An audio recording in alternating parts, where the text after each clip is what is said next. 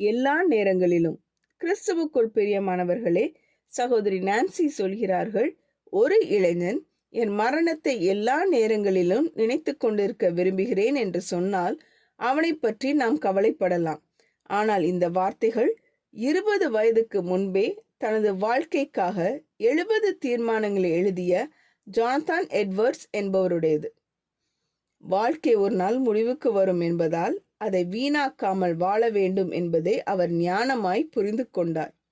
அவர் கூறினார், பல வயதானவர்கள் என் வாழ்க்கையை மீண்டும் வாழ வாய்ப்பு கிடைத்தால் சில காரியங்களை வேறு விதமாக செய்திருப்பேன் என்று சொல்வதை நான் அடிக்கடி கேட்டிருக்கிறேன் என்கிறார்.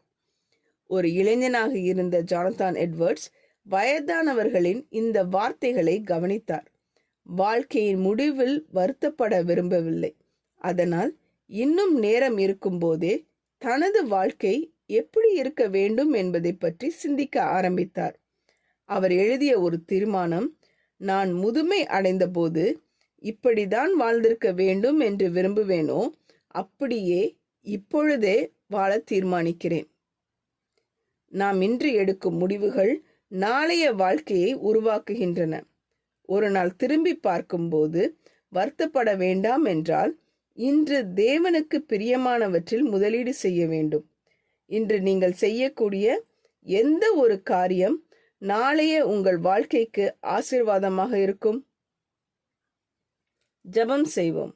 எங்கள் அன்பின் பரமபிதாவே, நீர் எங்களுக்கு கொடுத்த இந்த வாழ்க்கைக்காக உமக்கு நன்றி. எங்கள் நாட்கள் குறைவானவை என்பதையும் ஒவ்வொரு நாளும் மதிப்பு மிக்கது என்பதையும் உணரும் ஞானத்தை எங்களுக்கு தாரும். இன்று நாங்கள் எடுக்கும் முடிவுகள் நாளைய வாழ்க்கையை வடிவமைக்கின்றன என்பதை நினைவில் வைத்து உமக்கு பிரியமானவற்றை தேர்ந்தெடுக்க உதவி செய்யும். ஒரு நாள் திரும்பி பார்க்கும்போது வருத்தப்படாமல் உமக்காகவும் உமது மகிமைக்காகவும் வாழ்ந்தோம் என்ற மகிழ்ச்சியோடு நிற்கும் வாழ்க்கையை எங்களுக்கு அருளிச் செய்யும்.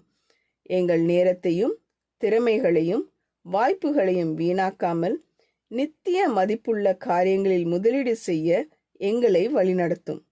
இயேசுவின் நாமத்தில் ஜெபிக்கிறோம் பரமபிதாவே, ஆமீன். இந்த மெசேஜ் 22 நவம்பர் 2024 நான்சி டிமோஸ் வோல்கமுத் அவர்களின் இயேசுவை தேடி என்ற புரோகிராமிலிருந்து எடுக்கப்பட்டது. கர்த்தர் உங்களை ஆசீர்வதிப்பாராக.